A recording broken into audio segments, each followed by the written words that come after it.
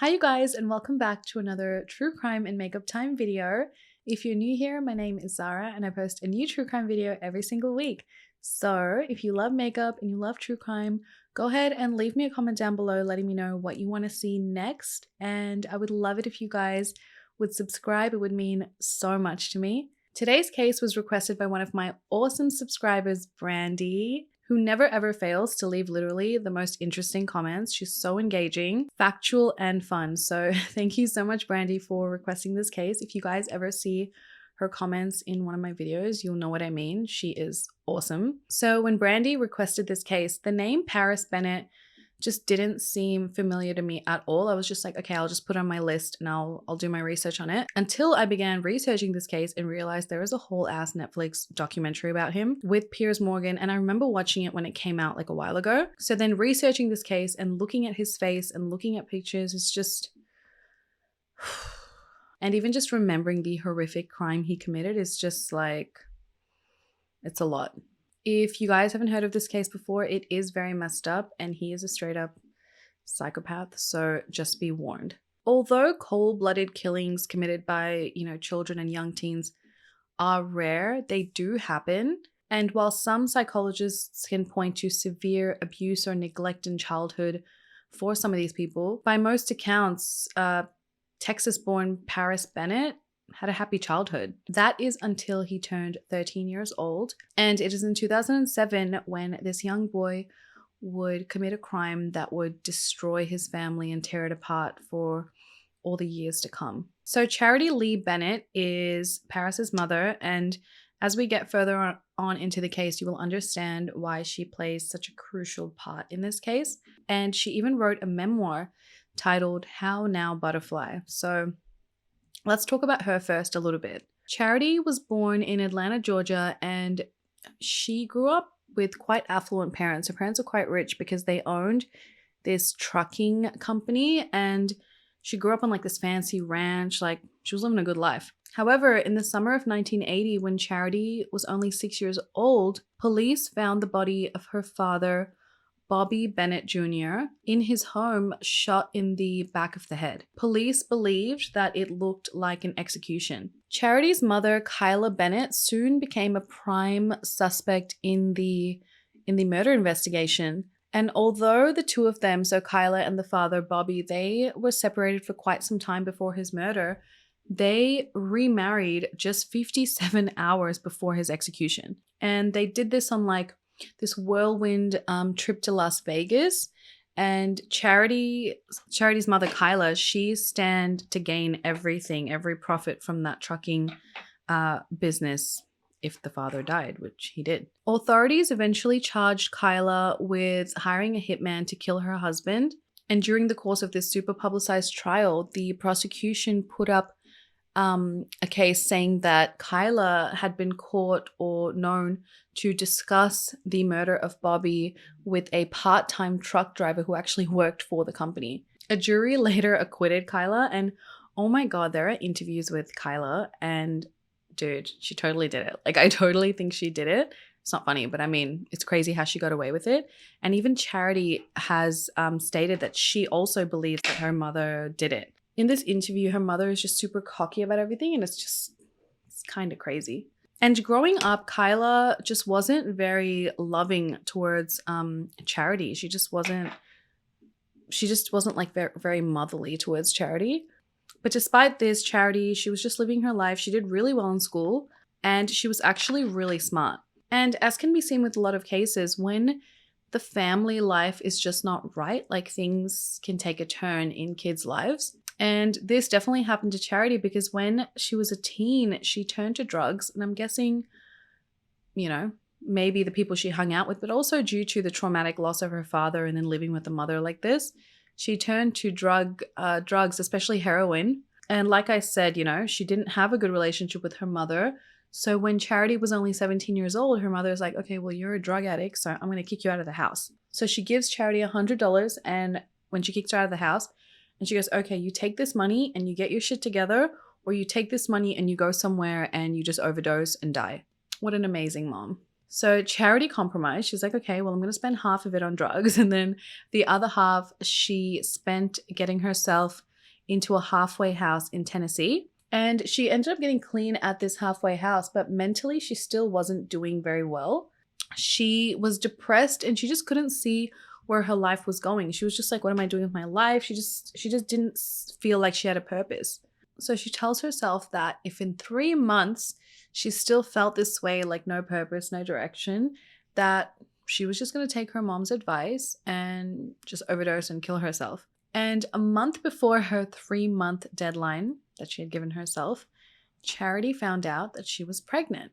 Paris Bennett was born on 10th October 1993, and Charity says that having Paris changed everything. He saved her life. And in the years that followed, Charity stayed clean, and although the relationship with Paris's dad didn't work out, she was doing fine. And she loved being a mom, and she worked really hard to give herself and Paris, a good life. She lived briefly in Alabama where she met Jonathan Smith, and then the two of them, they also had a child together, Ella Smith, and their relationship soon just didn't work out. So she moved back with her kids to Dallas to live and be closer to her mother, Kyla. And Kyla at this time had just been diagnosed with breast cancer. So it just seemed like the perfect time to go and be closer to her mother. Her mother can get to know her grandkids and they can just kind of have this nice, simple life over there.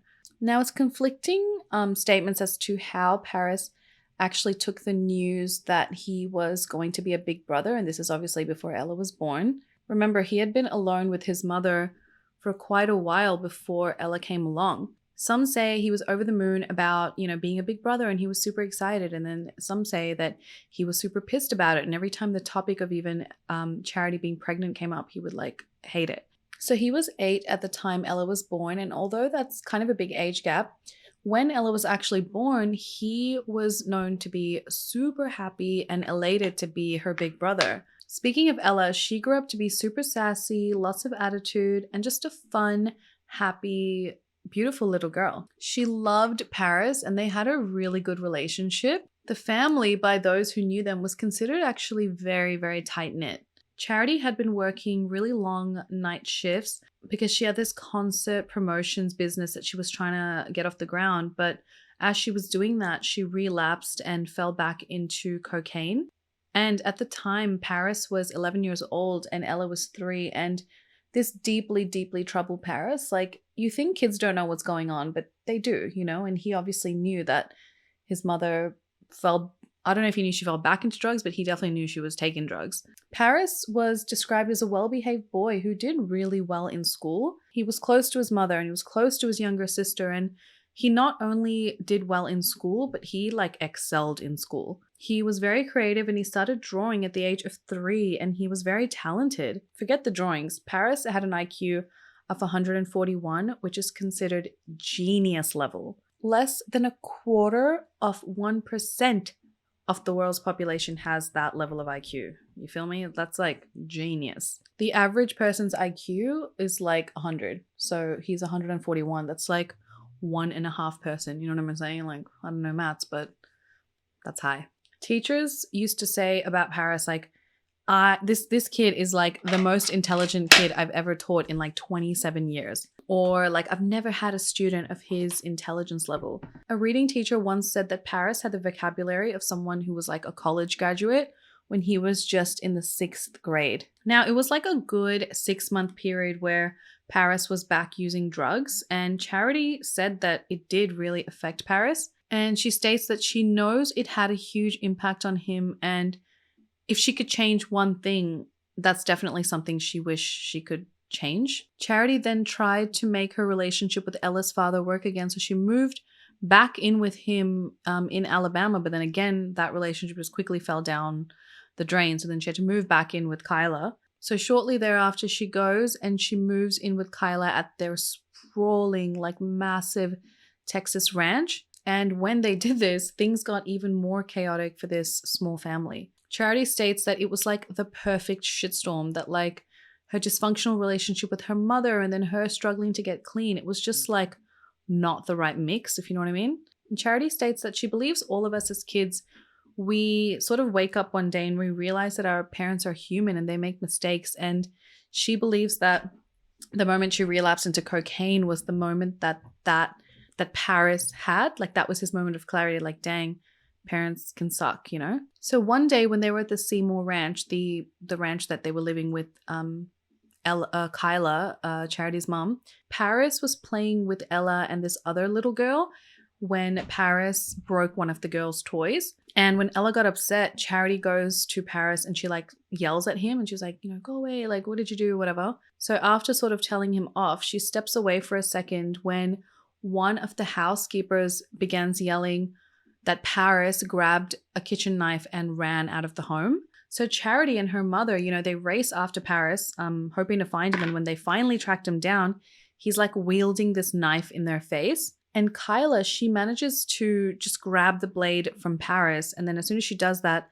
Charity wraps her arms around Paris. And then after that, Paris just like collapses into this massive heap on the floor. And they just didn't know even what to do. Like, what the hell do you do? Was this an outburst? What do you do? Do you get him help? Like, they just really didn't know what the right thing to do in that situation was. So like I mentioned before, Charity's relapse into drugs, really affected Paris. And this was definitely one of his outbursts relating to that. I think he felt hella betrayed by his mom and, the fact that she was moving constantly and then disrupting his life and then being with one man and you know what I mean? Like, and then moving back in with Kyla.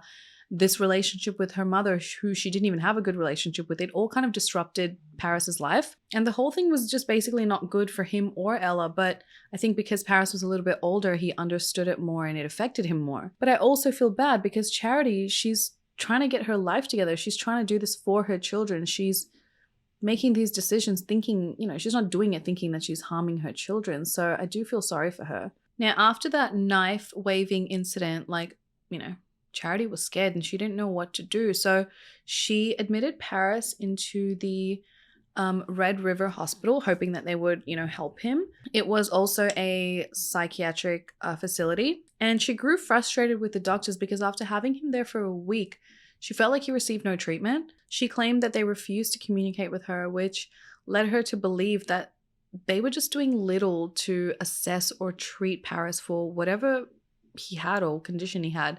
He was there for a week, so what happened? How did you treat Paris? Was he even talked to? Was he interviewed? Like, what was the point of him being there? So when she came to collect him after a week, the facility gave her just some basic discharge papers. And then they were just like, okay, bye. And then she was like, what the hell? So then the family, they moved west to Abilene, Texas for like a fresh start, thinking that this was going to maybe everyone can kind of have a fresh start and turn a new leaf and let's all try again. So as I was researching this, there has been some footage that I hope I can insert, or maybe I won't insert. I'll just link it down below.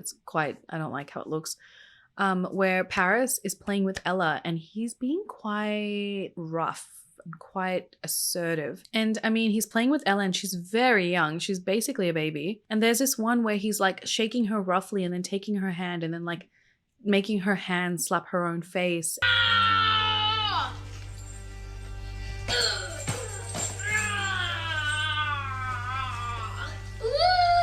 Hey.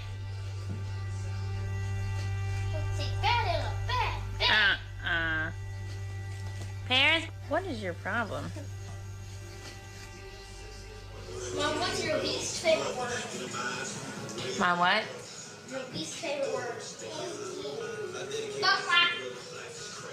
Or sentence. I don't know. Kill Charity's children? Paris.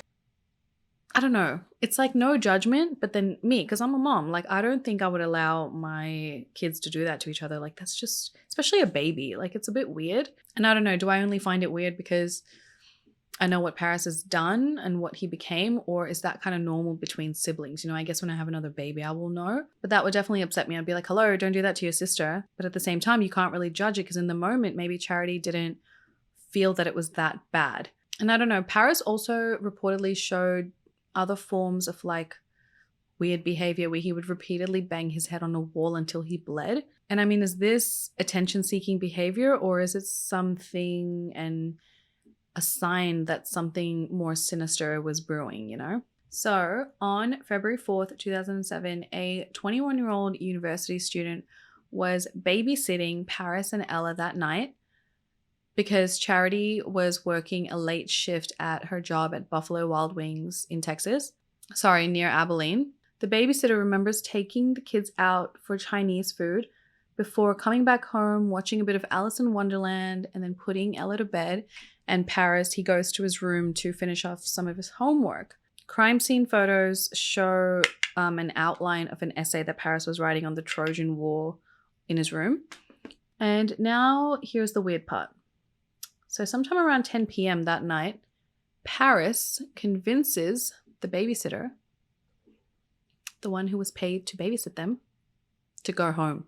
The babysitter, she was 21 years old, so she clearly knew that these kids were her responsibility that night. She was being paid to do this job, but somehow he convinced this babysitter that it was fine if she goes and Paris is left alone with Ella, and yeah, everything will be fine, guys. Just go home. And Paris also tells her, like, okay, you know what? It's fine. Just go home. Ella is already sleeping anyway, so what's the difference? Just go. Everything will be fine. So this 21-year-old's like, okay, thanks, 13-year-old. See you later. And leaves the two of them, alone together. So the babysitter leaves at around 10 p.m. and leaves this 13-year-old alone with his 4-year-old sister. It was after this babysitter left that Paris, he goes to the kitchen, he grabs a knife and enters the bedroom where 4-year-old Ella was sleeping. He then proceeds to beat, choke, and stab his sister 17 times. And the saddest part is that an autopsy report sees like a cluster of stab wounds around her chest, but then also to her hands and fingertips, which are signs that she fought back. Paris then calls a friend to tell this friend that he hurt his sister. And this call to his friend lasted nearly 6 minutes. So what were you talking to your friend for 6 minutes about? Just about how you hurt your sister?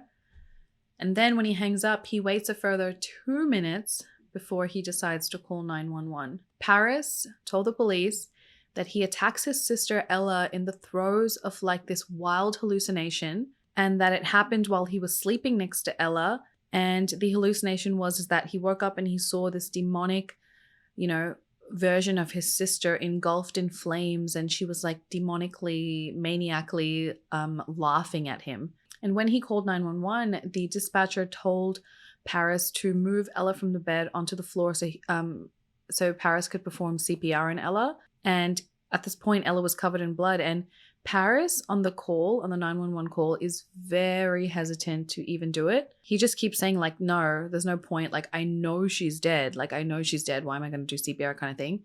But the dispatcher kind of like pushes him, and then he seems to comply. And on the tape, on the 911 call, the dispatcher can be heard telling Paris to give Ella 30 chest compressions. And you can hear Paris on the phone, like he's like, yep. And he's like 1, 2, 3. He's like counting, like he's performing these chest compressions trying to save Ella. Abilene 911. Hello? Abilene 911, go ahead. I accidentally killed somebody. You think you killed somebody? No, I know I did. My sister. Okay, where's your sister now? She's in the bed. Is she breathing? No, I looked. I feel so messed up. Okay, calm down, okay? I want you to stay on the phone with me, okay? Mm-hmm. Now, what's your sister's name? Her name is Ella.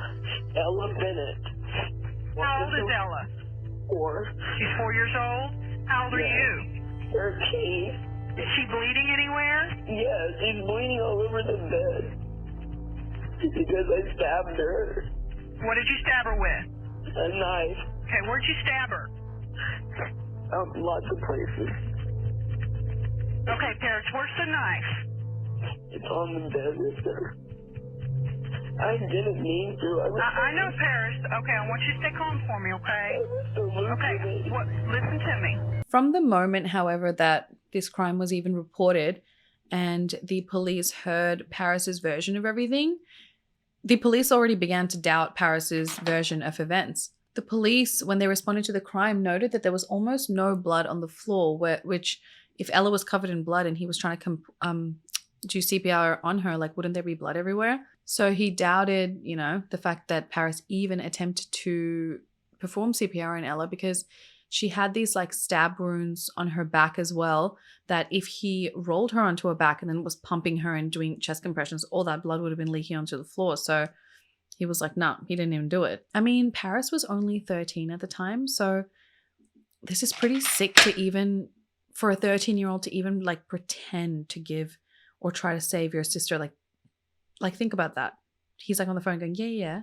1, 2, 3, 4. Like, that's sick. One of the police officers who interviewed Paris would later say that during the interview, Paris would like attempt to cry a little bit, but they didn't feel that this was sincere because not a single tear would even come to Paris's eye. And it was about 12:30 a.m. that night where Charity would be met by police officers at her job at Buffalo Wild Wings and be informed of what had just taken place. The police tell Charity that her daughter Ella had been hurt, and Charity was like, you need to take me to my daughter right now.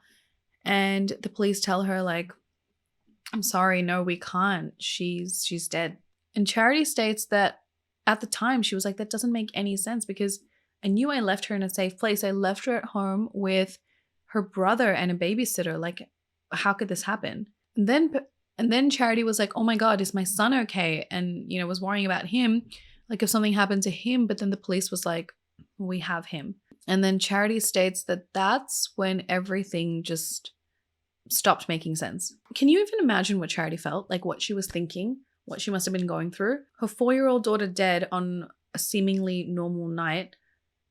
What did she think had happened? Like what could have possibly happened? So Charity, I'm guessing she was taken to the station where she met Paris. And at the time, she really tried to believe Paris's version of events. And she believed the hallucination story and the fact that he attacked her based on this. Because, I mean, she already lost one child. What else was she supposed to think? She wanted to believe her son, the only child she now has left. And all this changed only when she got Ella's autopsy report later that week. And she claims that before reading this autopsy report, she didn't know Ella suffered as much as Ella did. Then she read reports and, oh my God, so sick, so be prepared. That detectives, they also discovered semen on the bed where Ella was attacked. And also inside the shorts that Paris was wearing that same night. On her next visit to visit Paris at this like juvenile detention center before his sentencing and where he was awaiting trial, Charity tells Paris like, I know you did this on purpose. I know you're lying. And she states that Paris then got quiet. And then as soon as she said that, there was this whole shift in his demeanor where this whole other person took over. Like he just started laughing at her. And he says to her like, well, it took you fucking long enough to figure it out. But then Charity goes and confronts Paris about the semen that was found on the bed and inside his shorts. And that's when he flipped out. He flipped a table on her and then he punched a wall before he stormed out. So it was later revealed that Paris had actually been watching really brutal pornography before he attacked and killed his sister. He watched realistic pornography like S&M, slavery, and something called twistedness. So I didn't even know that this shit like even existed. Like I knew porn had like some weird ass categories, but like what? Like what are some of the things that people even like to watch? And I mean, I get it, like fetishes are one thing, but this is like insane. And like the extreme porn that he watched was like, okay, so porn already, right? Like it's like acted out. And he watched porn that was like mainly violence against women, but that is also sexual. But then he also watched this other genre of films called snuff films, which are enactments of violence, but that actually show homicide. And he even looked, like Googled for movies about ways to kill someone. His wounds later on Ella were found to be slow and deliberate and thoughtful and with a purpose. And most of them were quite shallow in depth. It was later found that prior to Ella's death, he had been watching hours and hours of this type of porn before he attacked her. Now, because he was only 13, Paris was tried as a juvenile, not as an adult in court. So obviously Paris's defense attorney was concerned with getting Paris the lightest sentence possible, whereas the prosecution was like, no, we're going to try and get him like the highest sentence possible because this crime was so brutal. And Charity, here she is, the mother of the victim and the perpetrator, stuck in the middle. And neither side was really like focused on a motive. The prosecution was just like, we have our killer, and they just wanted to get justice. While Charity obviously wanted Paris to be held accountable, she also wanted to be like, how can I help him? Why did he do this? What was the reason for him even doing this to his sister? And in the months following, the trial, Paris's defense attorney scared Charity away from getting Paris any sort of mental health or counseling, because he stated that if she does do that, then the prosecution's going to get their hands on these files and use it against him in court. So Charity was like, well, oh my God, like, I can't do that. It's hard, right? Because you want to get him the help, but then if that goes into the hands of the prosecutor, that could be used as more evidence to get him a bigger prison sentence, So I don't know. I think I would have rather given him the help when he was that young and risked him getting a longer prison sentence just so he got that help. And then the same was kind of threatened to Charity. So she also didn't seek or get any counseling services after what had happened to both her children, because again, that could be used against Paris in court. So for months, Charity just dealt with everything that had happened and didn't get any help for anything that had happened.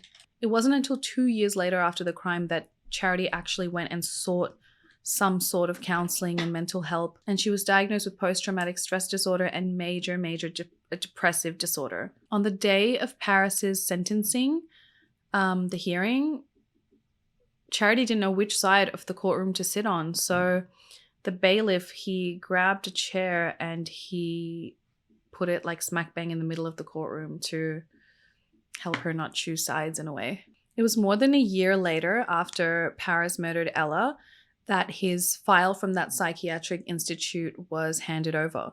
And also actually the first time that Charity actually read anything from that file. Charity claims to have been shocked by what was written in the file, and that doctors had stated that Paris was obsessed about shooting and killing, and also with homicidal/suicidal ideations.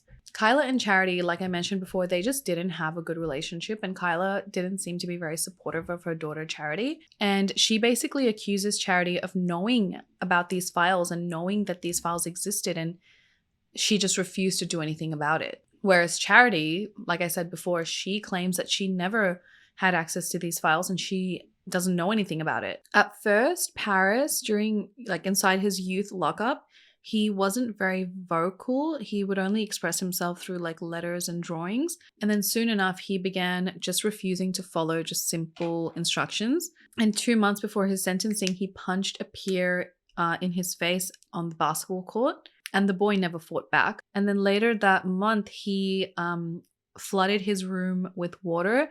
And then when staff came to help and get rid of the flood, he lunged and attacked them. And he was often told off for always making demeaning comments to other peers.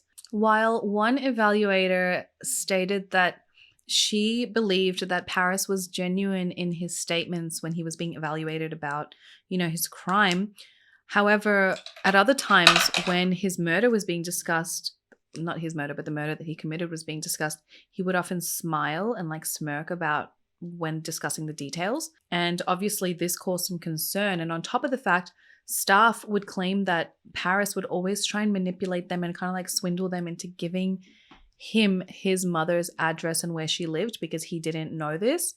Because she moved shortly after the murder to San Antonio, and she doesn't till this day want Paris to know her address. Charity won't call her son a monster, but she does call him something that is far more controversial to some people, and that is a sociopath. Paris was interviewed by at least 2 different forensic psychologists after Ella's murder, but Charity also wanted a third to review her son's file, and one wrote that Paris was at moderate risk for developing psychopathic traits, characteristics, and tendencies. And he also wrote that it would appear that Paris has pathological narcissism. And Charity almost cut ties with Paris twice. Once was when he tried to file for emancipation shortly after he was transferred to that youth facility. And the second time was when she read a letter that Paris had written to one of his therapists talking about Ella's murder in vivid detail and about how he resents his mother because of her drug use. And in that same letter, Paris talks about his fascination with death and how instead of going and talking to a counselor, a family friend, his mother, or someone who could have helped him, that he settled on the morbid, and that was to kill his sister. Paris then also further states that another key to his motive in killing his sister was that he wanted to see someone die in front of him. And shortly after reading this letter, Charity goes to visit Paris, and as she was waiting to see him, as she was visiting with him, she sees this little girl like around the same age as Ella's, and she was visiting her brother, and obviously that upset her because she was wondering what Ella would have been like and things like that. And Paris's reaction to seeing his mother upset was, "God damn it, Mom, just get over it already. People die all the time. It's been 2 years already." And then she asked Paris when he said that, "Well, why didn't you just kill me too? Why did you just kill Ella?" And Paris's response was, "Well, that would have put you out of your misery. I wanted you to suffer forever."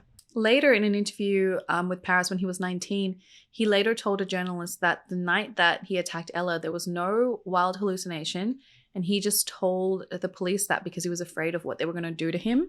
And Paris says he was deeply troubled when he found out his mother had relapsed into drugs, and that he also believes that the night that he killed Ella, that Charity had also relapsed. When he was asked what motivated him to kill Ella, and he said it was just a really knotty subject and that it's hard to describe because there was this element of jealousy with Ella, and a lot of it was like had to do with his hatred towards his mother, and that he knew he could hurt his mother in a much, much deeper way by killing Ella as opposed to physically hurting his mother. He was 13 and he had just a really weird way of thinking about things. In his interview with Piers Morgan, which I highly recommend you guys watch, Piers stated that he killed his sister, whom his mother loved, just to punish his mother. Knowing he would go to prison, and then his mother now has a dead child, and then a child who's in prison, his mother loses either way. She lost both her children in one go. At first, Paris states that he planted the hours of porn found on the computer, like he planted that in the search history because he knew it would further piss off his mother. But then he later admitted that he had been abusing Ella on the night of the murder, and then he killed her to cover it up. And that's something I will never understand. Like, I don't want to understand it, but I never understand how pedophiles or people want to abuse little children who are not even developed. Like, what are you trying to abuse? Ugh, I just don't get it. But he's changed his story so many times, and Charity also believes this is another form of torture for her. So she's like, we don't know what to believe, what the truth is. 6 months after killing Ella, Paris pleaded guilty to capital murder and received a 40-year prison sentence. He served the first 5 years at a juvenile correctional center until a judge ordered him that he needs to move into an adult prison to serve the rest of his sentence. He got his sentence at 13 years old, 13, 14, which makes him, when he's released, he'll be like 53, 54, which is still very young. That's very scary. Like I mentioned before, Charity still visits Paris, and they have this somewhat close relationship, even though he has like multiple violent outbursts towards her, and I guess that's because it's her son, right? But I also feel like Charity supporting Paris is almost like an injustice towards Ella. He was her murderer. Charity stood by her son, even though she fears when he gets out that Paris could still harbor like violent feelings towards her and then come to attack her. And it is likely he will walk out of prison a free man, you know, despite this like horrible, disgusting crime. And he's eligible for parole in the year 2027. What is it, 2022? 5 years.